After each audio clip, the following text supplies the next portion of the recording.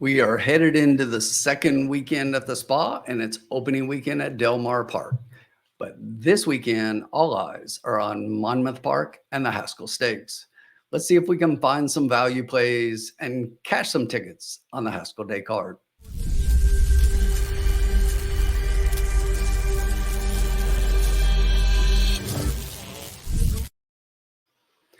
Hello and welcome in. My name is Tim, and you can find me on social media on the X platform at RidersUpTim. Make sure that you like this video and subscribe to the Trust the Profits channel as we put out lots of great horse racing content. In particular, this weekend, we got several videos out for the Haskell doubling down up at Saratoga, value picks with Keith and Colin Sheehan last weekend at Saratoga were on fire. So make sure you check out Keith's video this weekend.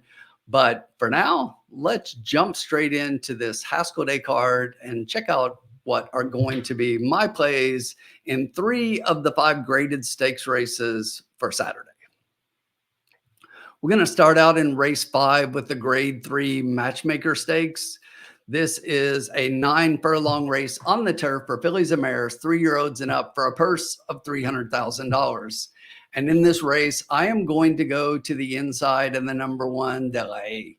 This horse gets Flavien Prat up. And if you look at the runners in here, out of 7 horses, Prat rode 2 of these previously multiple times. He was on the 3 Olivia Meralda and the 4 Surprisingly. Yet he lands here on the 1 for Chad Brown, a horse that he is taking over for Tyler Gaffalione. This horse, if you look, has 4 wins out of his last 5 races. I checked the last 2 times. Look, if you look back there on the 31st of January and going back to the 5th of November of last year, the last 2 times this horse was on the rail, won both of those races. Coming out of a grade 3, a grade 2 before that. And in both of those races was super competitive closing up. And right now on the turf, there's not a rider in the country I would rather have over Flavien Prat. He's your leading rider up at Saratoga. He's absolutely tearing it up on the turf. And I think that the fact that he chose this horse on the rail over the other 2 horses he has been riding says that this horse is possibly in for a big race. So give me the 1 Delay here on top. Underneath that one, I'm going to go first to the outside in the 7 horse Butte Cachet. This is a horse for Chad Brown that is getting Frankie Dettori up. If you look, this horse has run 3 straight grade 1 races and now finds herself here in the grade 3 Matchmaker. I think Frankie Dettori getting back up. He rode the horse a couple back at the Jenny Wiley back at Keeneland in the spring. That was the horse's first race of the year, and at 25-1, shocked everybody going gate to wire in that particular race. I think they're going to try to do it again, be on the speed here, but I think there's other speed in the race. I think it backs up a little bit, which is why I like the one who is going to be the closer in here. I think is going to benefit from a lot of this early speed. But I do think that this horse still contends, and I like the horse underneath. So for my next horse in this race, I'm going to go to the 5. Yep, another Chad Brown horse. He's got 3 of the 7 horses in here, and I like them all. I think that at least 2 of these 3 are going to finish in the exacta, and that's what we're going to hope for, and that's what we're going to play. But I'm going to look at the 5, Mom and June. This is a horse who, if you look at the races this year, has been increasing in speed figures each time out. Pretty good jumps as well. Wouldn't take much. That was a decent jump in that grade 3 last time out.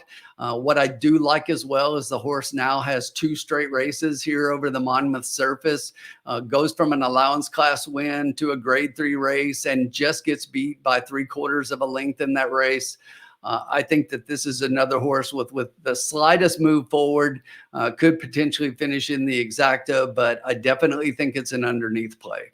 The way I'm going to approach this race is I like the 1 a lot, but I do like the other 2 as well. I'm going to play an exacta key box in this race, key in the 1 with the 5 and the 7. For my next play, I'm going to take a look at race 11. This is the grade 2 United Nations Stakes, an 11 furlong race on the turf for 3-year-olds and up, and a purse of $600,000.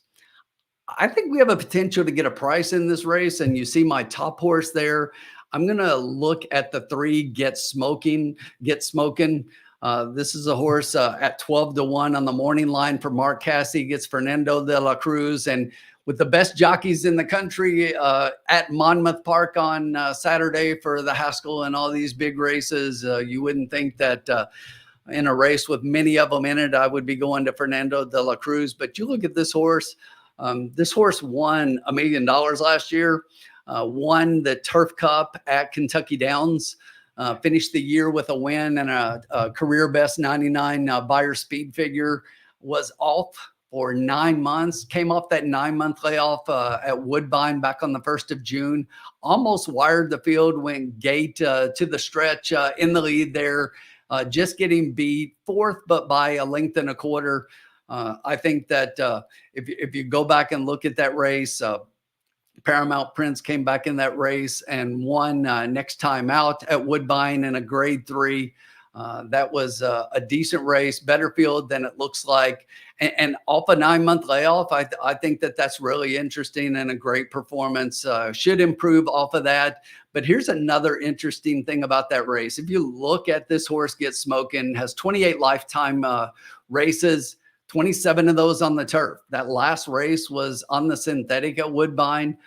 I don't think that that's where this horse really wants to be. It was probably a conditioning, and I think they're prepping for this. And maybe Mark Casse was trying to, he runs a lot of horses up at Woodbine, but maybe he's trying to just keep this horse's performance in his back pocket and try to throw in a long shot here that can potentially win. And I think that he can. Underneath that one, I'm going to go to the outside. The 2 horses that are probably going to vie for favoritism in here. Morning line 9-2 on Web Slinger here. Again, for Mark Casse, gets Luis Saez up.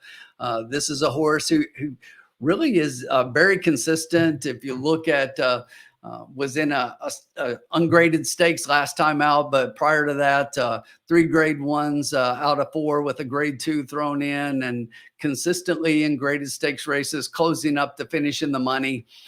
Gets Saez up this time, and 2 back Web Slinger in that Turf Classic grade 1 at Churchill Downs was in a race with Farbridge, finished in front of Farbridge in that race, and I think will do so again here in this race. But not a horse you can leave out. Christophe Lamont trained with Jose Ortiz getting up, coming out of 2 back-to-back grade 1 races. Good performance in the Manhattan up at Saratoga, throwing a 100 buyer speed figure, but that was a career best buyer speed figure for this horse. Potential there to bounce a little bit, but both of these horses are going to want to be closing up, and I think that the potential is there for Get Smoking to maybe be the speed of the speed in here. I don't see a lot of speed. A couple of the horses that have some minor speed, but I think this horse just may get out front and run away from them. I know you don't often talk about that in a mile and a 3/8 race, but I do believe that we've got a great chance to get a price on the 3. Just in case, I'm going to play the same thing here with an exacta key box.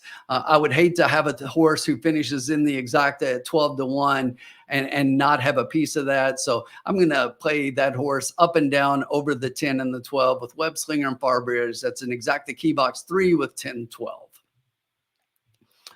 Next, we're going to take a look at the big race of the day, the grade 1 Haskell Stakes. And when you look at this field, a field of 8, great horses in here. You got Dornoch, Tuscan Sky, Timberlake, Fierceness, Mindframe.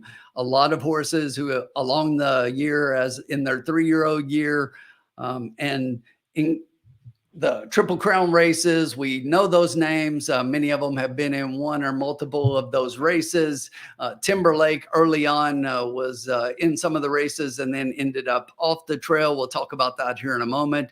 But the thing that concerns me is this. I look at an 8-horse field and I think that, especially with the horses in here, that this could be a great race. But unfortunately, Fierceness and Mind Frame, both for the Todd Pletcher barn and Rapoli stables. I don't think they want to run their two best horses against each other. They've said for a long time that Fierceness was going to scratch out and was going to go to the Jim Dandy.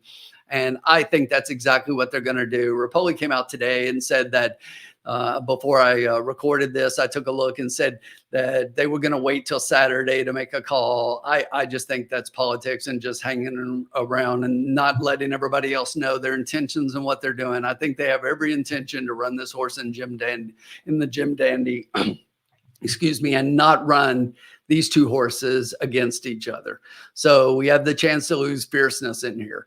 Dornock drew the rail, and there was a lot of rumblings that because of the rail draw, they were going to pull Dornock out of this race. We know what happened in the Kentucky Derby. Dornock drew the rail and didn't perform well at all, coming off a great Belmont win, but there's talk that this horse may scratch as well. Then we've got the number 2, Jasper's Pride. This is a horse who's never been beyond 6 furlongs. He's cross-entered into the Jersey Shore Stakes on Friday at Monmouth. And I think that the chances are they pull the horse and run in that race. Why in the world would you take your first shot beyond 2 turns in the grade 1 Haskell? It just doesn't make sense to me. So I think the potential is there for us to lose 3 of the 8 entries here in the Haskell and end up with a field of 5. Unfortunate for those of us who are fans because we won't get to see the best race. But at the same time, doesn't affect my picks because I don't like any of those.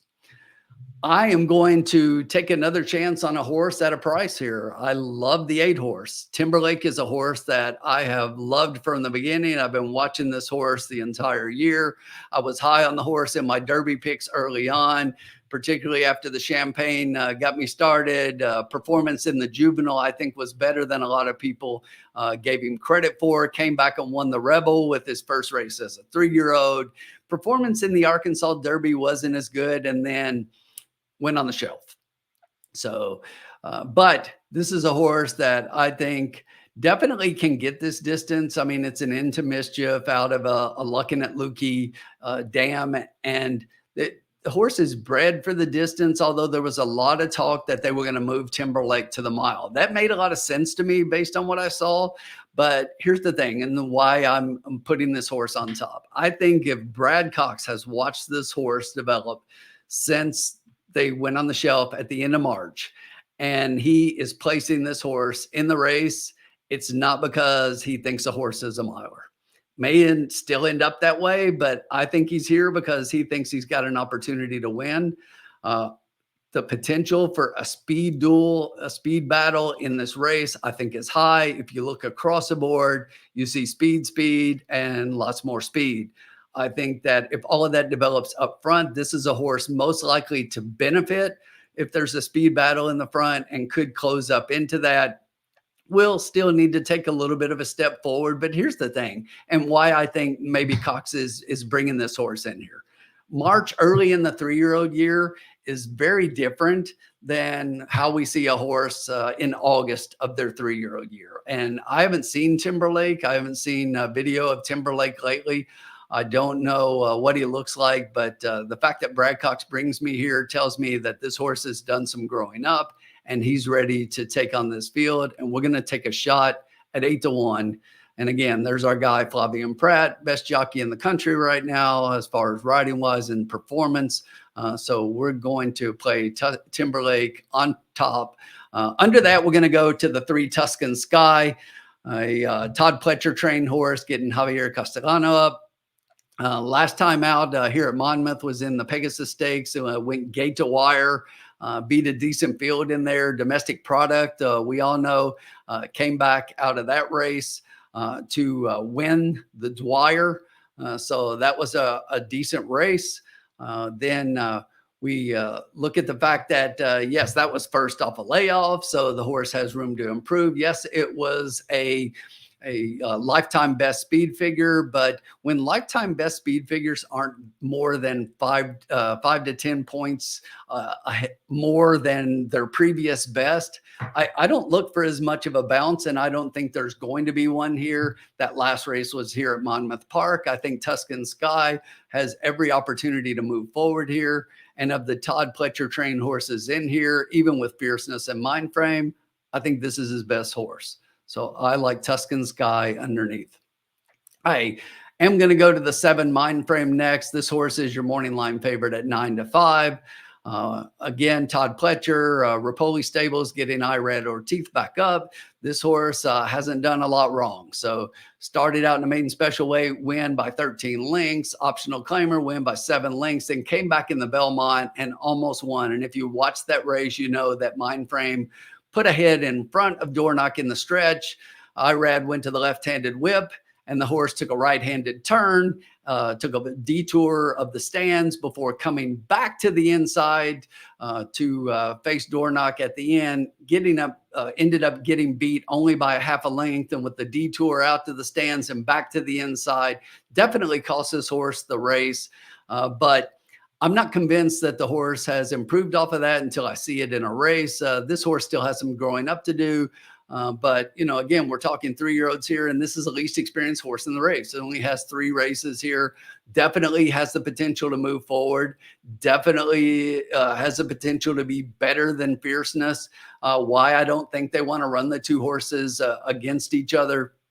But I think the horse still probably has a little bit of greenness in him until he shows me otherwise on the track. He's going to be an underneath only play for me here. So in this race, I'm going to play an exacta and a trifecta. I'm going to box the 3 and the 4 again. I don't want to have an 8 to 1 and have him finish underneath and get beat with that. And then I'm going to play those 2 in a trifecta, 3-4 with 3-4, and just singling the 7 in third. I'll probably back that up with the 3-4 with the 7 with the 3-4. Just in case my mind frame does move forward a little bit and split those other 2, but I still like the other 2 on top. There you have it. Those are my picks and plays for 3 of the graded stakes races on the Saturday Haskell card.